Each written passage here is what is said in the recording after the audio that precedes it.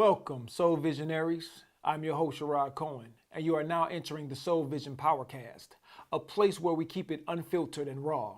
We'll talk about anything from porn to politics. We'll discuss anything you may have heard or even saw.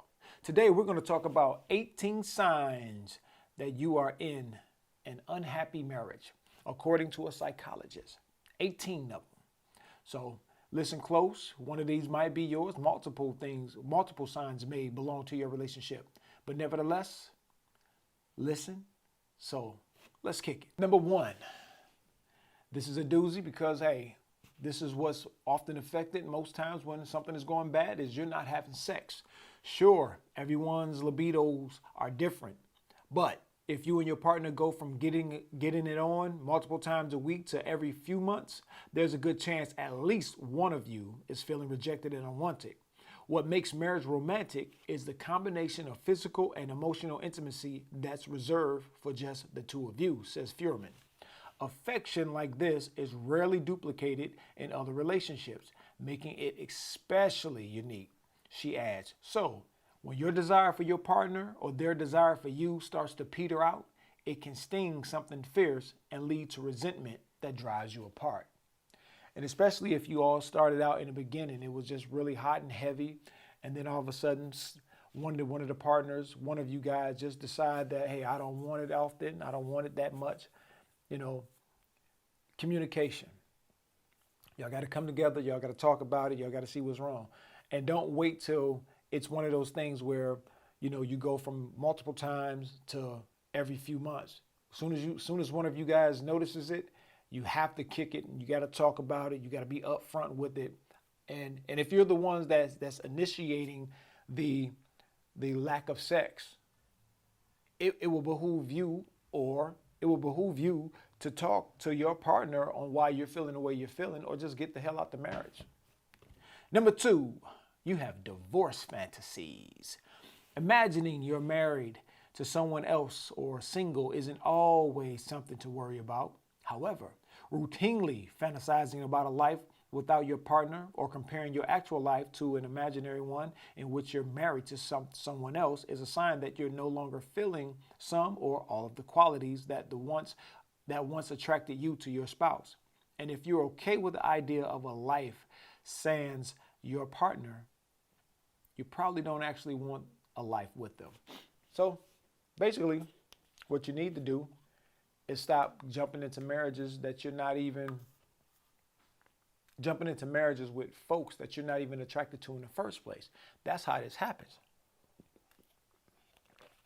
It happens like that because you're in it for all the wrong reasons. You're in it for money. You're in it because you may have children with this person. If it's not for love, then leave it alone. Number three, you minimize each other's concerns. Oftentimes, says Fuhrman, unhappy marriages are rooted in imbalances where one person thinks they're superior to their partner and dismisses their spouse's feelings. This one's a big no-no because it defeats the whole equal partnership thing, a pretty big deal in marriage. If you find yourself constantly vying for this upper hand in discussions with your spouse, you might want to sit down with a therapist one-on-one and figure out why you don't see value in what your partner has to say, or vice versa, and how this might impact your marriage. I don't look at men and women as being equals because men and men aren't equal, women and women aren't equal. But what you're looking for inside of a relationship is not equality, more so than you are balance. That's just my thought. I don't have any initials behind my name other than SR for senior. Number four, all your time feels like alone time. If even when you're chilling on the couch with your partner, you feel like they aren't in the moment engaging with you and instead seem more interested in their phone, it could be a sign you two aren't on a solid ground anymore. Hell, that's even when you call somebody that you're supposed to be kicking with and they're on the phone doing everything else but talking to you. They're talking to the dog, they're talking to the cat, they're talking to the children. Everybody else gets their attention but yours. That's something you need to let, or you got the other person, hold on, somebody's calling. Hold on, somebody's calling. Hold on. That's something that needs to be checked. Number five, the fun's gone. It might sound simple, but a disconnect in a relationship can be linked to humor, says Fuhrman. With all the run-of-the-mill disagreements and compromises that come with marriage, it's important for couples to find the lightness when things get heavy because laughter is a great healer, she says. If you and your partner can no longer joke and laugh things off, it means the two of you are in a negative rut that you might need help getting out of. And the thing about the laughter is, in the beginning, you can start off, you can laugh, you could talk about anything, but then as soon as y'all get into this committed relationship and things start going south or sour, all of a sudden now those jokes aren't funny anymore. The little playful hugs or hitting, or that all leaves. Now all of a sudden everything is so serious. Everything has to be, discussed in a very serious manner now. So live, love, and laugh. And when you laugh loud, live long, just don't lose the things that you had if it was genuine. Don't lose it. Try your damnedest to keep it. Number 6, they're no longer your confidant. Relationships of every kind need transparency to last. Fuhrman's not saying you can never keep certain things private, but sharing deets about the career-changing project you've just been assigned at work or the news about your sister's pregnancy with your spouse is kind of a given. So if you find yourself offering more detail about your life to your neighbors than your beau, you might have some trust issues to work out. Hey, that's what I say. Man, you got to watch out for those people with those work husbands and work wives. They at work divulging all of their secrets, being intimate with those that work, but then when they come out home and talk to your ass, they ain't got shit to say to you. Number 7, you feel neglected. If you're feeling lonely and hurt, lean into that, Fuhrman advises. But by digging deeper, you'll be able to identify what's making you feel abandoned by your partner. Whether it's their endless stories about how great their new gym buddy is, or that they routinely dedicate all their time and attention to your kids, leaving you in the dust. Once you pinpoint the source of these feelings, you'll be able to tell your partner what you need from them and explain why their actions make you feel especially vulnerable. You'll know you need to reach out for third-party help if your partner doesn't see a problem with your loneliness, or if they outright tell you that they're distancing themselves from the marriage on purpose. Sometimes you don't need a therapist. Sometimes you just need to get the hell away from the individual that you're with. Do not waste your time on an individual that does not see value in the things that you're saying. If you tell someone how you feel and they downplay it, man, I don't know how many times you tell them. I don't know how many times you allow this to happen before you just call it to quits. Sometimes you don't need to spend money on a therapist to realize your shit is done. Number 8, everything they do gets under your skin. All the little cute things that was cute in the beginning is not cute anymore. Does the sound of your partner's chewing make the hairs on your body stand on end? Are you wondering about whether they've always spoken into the phone so loudly, or if they've always taken those ridiculously long showers? When the little things start feeling like big old annoyances, there's a chance the way you see your spouse is starting to shift, says Fuhrman. In these cases, she explains, there's always something deeper and more individualized going on, meaning this is a you problem. This is where one-on-one sessions that supplement couples counseling can really make a difference. Perhaps you're feeling taken for granted. Maybe they've taken one on more at work and you're missing them. Whatever it is, without shaming your spouse in front of your therapist, you can use a personal session to get to the bottom of why you're suddenly rolling your eyes at their every move. And fellas, you got to watch this, man. I mean, women will start hating you and despising you without telling you what's going on, and especially if they've moved on intimately with someone else, so watch that shit. 9, once one of you have cheated, even if you and your partner thought you'd move on after one of you had an affair, you might still be harboring feelings of resentment that you've shoved deep down. Pain from unhealed wounds can manifest themselves in a number of ways, including guilting your partner for something you said you've forgiven them for and struggling to trust them. You don't need to forget the infidelity ever happened, says Fuhrman, but if you and your spouse can't seem to move past it after giving it your best shot, you might have to just admit you're unhappy and discuss getting outside help, taking time apart, or separating altogether. Now, number 10, they're starting to keep secrets. Maybe you aren't working through issues of infidelity, but you suspect your partner has a relationship on the side because they stopped offering details about their day or their stories about where they've been aren't adding up. A spouse being vague in order to cover up an affair or substance abuse struggles is a very common relationship stressor that, if not addressed, might push you and your partner towards Splitsville, says Fuhrman. Yeah, those secrets could be a biggie, especially when that work husband or work wife is primarily, fulfilling all their needs for them. Hey, maybe at one point you were just making him a lunch every day, and now he says he don't need a lunch.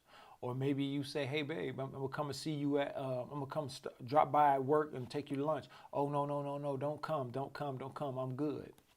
You got to look out for these little signs and shit.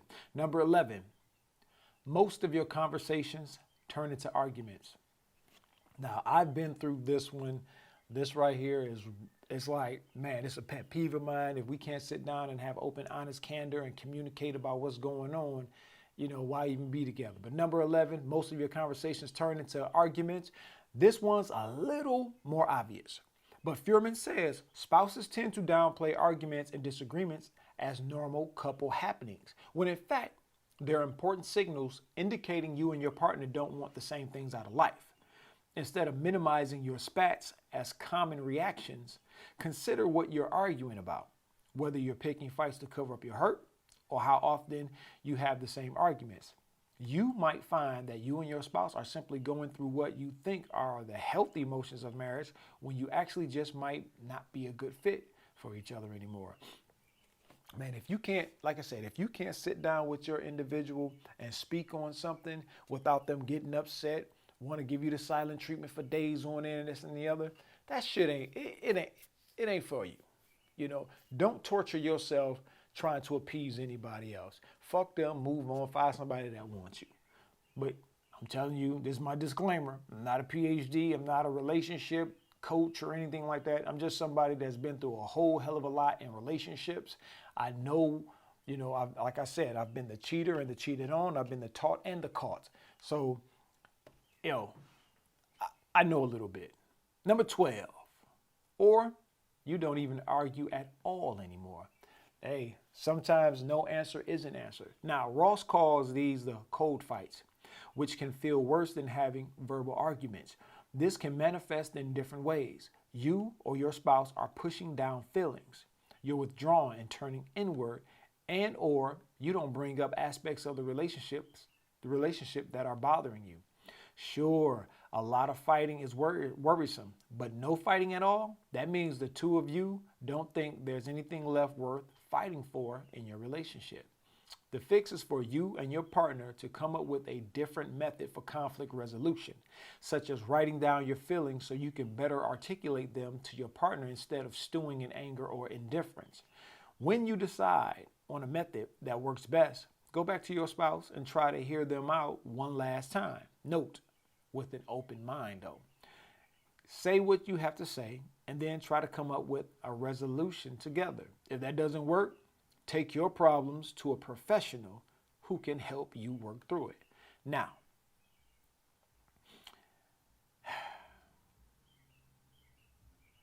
like I said, silence is everything. If you're suppressing all your feelings, if you're holding everything inside and you don't want to express them to your partner, stress is a silent killer. It destroys your immune system, the whole 9 yards. So holding that all in, the stress, high blood, everything can happen, man. You can physically get sick. You're mentally worn out, the whole 9 yards, and you're no closer to resolving the issue than when you began. So learn how to communicate. Communication is the key. It's the foundation upon which everything else is built upon. Number 13, you can't do commitment. Though you might have thought it was at first, monogamy isn't for everyone. Though you might have thought it was at first, monogamy isn't for everyone. And it might not be for you. It's common in unhappy marriages for one person to feel like they're missing out on life because they're tied down to someone, or feel like they were rushed and pressured into marriage before they were ready. Fuhrman often works with clients who get married because they didn't want to be alone, and others who do it because they felt like they had to by a certain age, and later realize marriage doesn't actually align with their values. So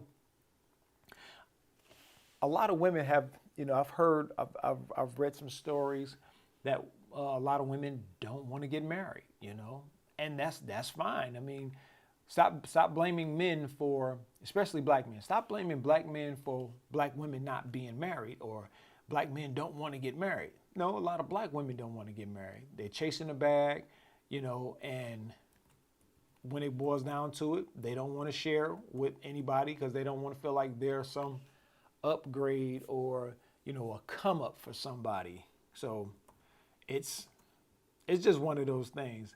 I'm looking up, I think I saw an article that said black women don't want to get married.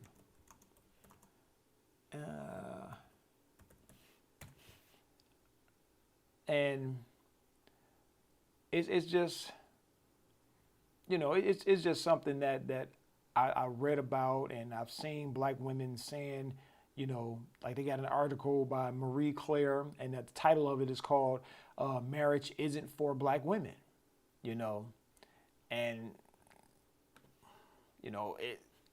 it just is what it is. You know what I'm saying? So if you don't, the thing is, if you're not entering marriage for the love of it, man, leave it alone. That way you don't have to cause anybody else any undue happiness. Number 14. Oh, let me find it here. Wow. Number 14. Now, this one I've experienced. And no one wants to feel, I think Jennifer Hudson did a song, I don't want to live under your spotlight. Well, this one is, you feel like you're under a microscope. Sure, there's no avoiding a little feedback from your spouse every now and again, but if nonstop criticism about how you organize the pantry leaves you feeling like you can't do anything right, there's a good chance your marriage is lacking some very crucial TLC. Marriage, partnerships, relationships are about being accepted for who you are. So when that stops happening, you've got trouble, says Fuhrman. And a lot of times, people get into marriages trying to change folks, trying to make them into the ideal mate that they wanted but couldn't get. So they'll grab somebody that's close enough or have enough of the qualities, and then they're going to take their idea of what that person has that this person they have doesn't have, and I'm going to put it in them. It doesn't work like that. When you get into a relationship, you got to love the person for who they truly are.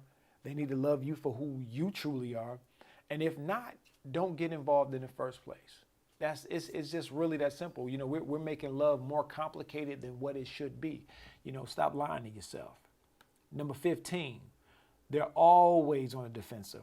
Talking to someone who's in denial can feel like repeatedly banging your head against the wall, and a spouse who refuses to attempt to understand your worries or apologize for how they've made you feel is especially frustrating because their denial is a major roadblock to repairing your relationship. A successful marriage calls for compromise, shutting up to listen, and making a sincere effort to see things from your partner's point of view. All in all, marriages require empathy. If your spouse doesn't feel for you when you're hurting and refuses to get help to improve your relationship when you express how that affects you, it might be time to move on. A lot of times what people might say or do things and we perceive it the other way. So that's why I tell people, my perception of what happened and your intention may not be the same thing. So what we need to do is come together and communicate, and not only just communicate. We need to sit there. Like I said, don't talk, communicate. Talking is when two people are just spewing words at one another without the effort of trying to resolve the issue. Communication is when one person speaks, the other person listens, and you take turns speaking and listening, because you're not trying to prove who's right. You're just merely trying to resolve the issue. It's not about right or wrong. It's about resolving the issue. And then the maturity of both of you guys, no matter who's wrong, will then come to the forefront, like, okay, bam, you're right. I apologize. And then the maturity from the other person will say, okay, you know what? Yeah, even though, you were wrong, this and that and the other, whatever, you apologize. I accept your apology wholeheartedly. And when you accept it, you should accept it and be done with it. Don't bring it back up. Don't keep rehashing these things over and over again. Number 16, or they don't recognize there's a problem at all. This is kind of heavy too, because it's sort of like they're just ignoring you, and you don't even matter. There's no getting back on track in a marriage if both people don't want to face their issues head on, Fuhrman says. So if your spouse doesn't see anything that needs repair in your marriage, there's a slim chance you'll be able to get back on track, considering only one of you thinks you've been derailed. Now, you need to go to that person and tell him or her what's going on, what's going wrong, this and that and the other, how you feel. Once you've told them enough to the point where you can't tolerate them ignoring what you've said, then yes, it is time to move on. Don't sit in a loveless marriage to the point where it's causing you, health problems, stress, mental stress, none of that. Nobody on this planet is worth chasing or losing your health over. Number 17, you're increasingly more attracted to other people. When you get married, it's not like you suddenly have to wear blinders that keep you from finding other people attractive. But if you've had recurring thoughts about emotionally cheating on your spouse or flirting with other people regularly,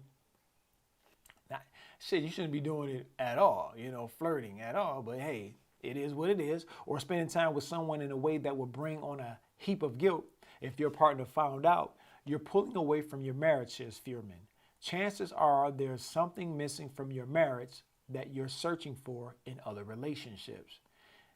Hey, it just is what it is. When people work with other folks for a long time, your shit start going bad at home. They start actually reaching out for other folks, letting these people know, hey, home ain't cool no more. And the vultures at work, hey, they're going to jump on it right away. As soon as they sense that the little broad or little chick or whatever that they've been wanting for so long that wouldn't give them no play, when they find a crack in that marriage armor, oh man, they coming through. They kicking that dough in. Last but not least, number 18, you have different agendas. Say you want children and your spouse doesn't.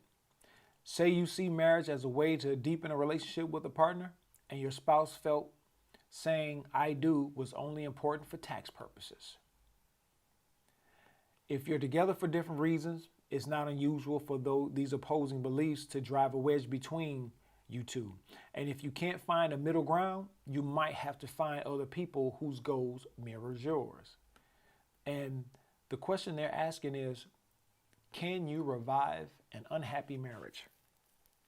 The short answer is yes. But just because you can resuscitate a marriage on life support doesn't mean it won't be hard work. When it comes to working on an unhappy marriage, Ross says it takes more self-work than anything. One person can't point fingers and play the blame game. It takes both parties acknowledging and owning up to their role in getting to unhappy harbor. And in her opinion, Ross believes couples who have children have to work extra hard to salvage the relationship. If both people are willing to look at it, work at it, and take responsibility for it, then it's probably a marriage worth saving. Ross says some of that intrinsic work, Ross says, might involve asking tough questions. Do you love the person? Can you listen to each other and have uncomfortable conversations? Can you be vulnerable, even just a little bit? You also have to address the elephant in the room. Do you actually still want to be married to this person? You can't tell someone you need to change A, B, C, and D because it honestly just doesn't work. You have to be willing to look at yourself, Ross asks. It's really about turning the lens around onto yourself and not onto your partner. That's not an instant thing. It's a process to get there, to peel it away and unpack it. Then the dynamic loosens up and the defenses get lowered and you can see what is there. Ultimately, if there's a strong foundation and a basis of friendship and intimacy, as well as just a deep sense of care for one another, Ross says that that's a good starting point to address the issue. And part of that strong foundation is great communication, and more great communication. And on top of all that communicating, listening attentively, so that, giving that person that's speaking, giving them your undivided attention. Ross often hears that people in unhappy marriages don't have time for each other. But if your marriage is truly a priority, you'll fit it into your schedule, just like you do with your other priorities, she says. If you're struggling to move your marriage to the top of that list, she has some tips. So let me see how many tips she has. Okay, Ross has 3 good tips. Be intentional about making time for each other. When you have that time together, you want to really practice being curious about each other. It's not assuming you know everything about what that person is thinking, doing, or feeling. This doesn't have to take up a lot of time. Maybe pencil 5-minute check-ins with your spouse into your schedule throughout the day. When you do that, you don't feel lonely. Number 2, don't rely on other people to fill your emotional needs. If someone else is your emotional anchor, if there's a third in the relationship, you have to cut that out. So that dude you banging at work or the female that you banging at work, if you're trying to make your marriage work, you got to drop that. Number 3. This should be a give me, but this should just be common sense. You got to have fun with one another. And Ross really does mean fun. Don't try to have errands to be fun time. Make it light, fun, and even pleasurable. Because a lot of time, man, we get into these relationships, we get too goddamn serious. Be it, about the children or being about money or whatever, we get too damn serious. Everybody's just always on fucking edge. We got to get more money, the kids, the money, the kids, the house, the car. Man, just loosen the fuck up, laugh a little bit, because the sooner you loosen up and you start laughing, living to the fullest, laughing loud, and loving like there's no tomorrow. You do that shit, man. You can take your marriage. You can resuscitate that bitch from the dead if you want to, And here's the last question of this article. What if it really is time to end my marriage? Now they're saying. Now with all that being said, some marriages aren't worth saving at all. Because I know some of y'all was like, what if we don't want to keep it? Well, for those in an abusive relationship, it's important to get out safely. You cannot fix another person. It's not your fault. When in an abusive marriage, you might notice a change in yourself. Maybe you're jumpy and feeling insecure about your relationship. You may also avoid friends out of fear they'll pick up on something. It can even manifest physically with a change of appetite or a lack of sleep. And if you change your diet and you get a lack of sleep, man, you will see it all in your face, You lack energy, the whole 9 yards. And recognizing you're in an abusive relationship can be difficult, Ross says, because abuse can be both overt and subtle. Ross recommends having a trusted confidant to turn to when you're feeling uneasy to offer a reality check. And not the dude at work or the female at work that y'all been sleeping with. Y'all got to have like a family member, a trusted family member or a friend that doesn't necessarily take sides and this and that and the other, that looks at things objectively so that they can give you the best advice, best loving and caring advice that they can possibly offer. And it says when you're alone in it, you really don't know, is this okay? She also suggests keeping a private list of moments that make you feel wary, then finding a calm moment to reflect on the behaviors exhibited in your partner. The shame about admitting what's wrong keeps a lot of people from getting help, Ross says. And now they got a number. So if you're in an abusive relationship and you need help, you can call, text, or chat with the National Domestic Violence Hotline. The number is 1-800-799-7233, or text START to 88788. It's the National Domestic Violence Hotline. The number is 1-800-799-7233, or you can text START to 88788. Fellas, it's not just women that are in abusive marriages, partnerships. Men are being abused as well. The numbers may not look, incredibly high, but that's because men do not report abuse. When women sometimes refuse to report abuse. And now just imagine, men report it even less. So if you're in a relationship that's physically abusive, emotionally abusive, spiritually, any type of abuse, get the fuck out of there. Your health is your wealth. Stay safe. Thank you for listening. So if you like the video, hit the like button. If you're not a soul visionary already, hit the subscribe button. And if you like it, you're a soul visionary, and we want to grow this content, share the content. Thank you. Have a good one.